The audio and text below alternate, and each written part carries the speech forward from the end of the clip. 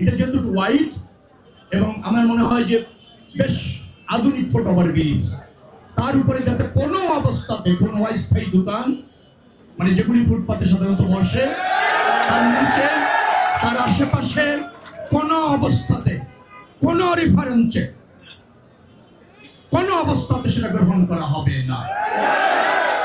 ফুটপাত নিয়ন্ত্রণ করে একান্তই দরকার।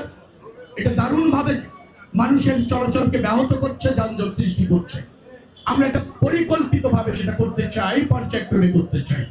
ঈদের পরে প্রশাসক ঢাকা দক্ষিণ সিটি কর্পোরেশনের তিনি বলেছেন ঈদের পরে মার্কেটের মালিক, এখানে যারা ফুটপাতে বসেন তারা এবং আমরা যারা এলাকায় আছি সবাই দায়িত্বে আছি, তারা আলোচনা করে একটা গ্রহণযোগ্য পন্থা অবলম্বন করে সবাই যাতে ক্ষতিগ্রস্ত না হয়, উপকৃত হয়, সব পক্ষ যাতে মানে যেটাকে বলা হয় মেনে নিতে উৎসাহিত হয়, সিদ্ধান্তগুলি এভাবে আমরা নিতে চাচ্ছি।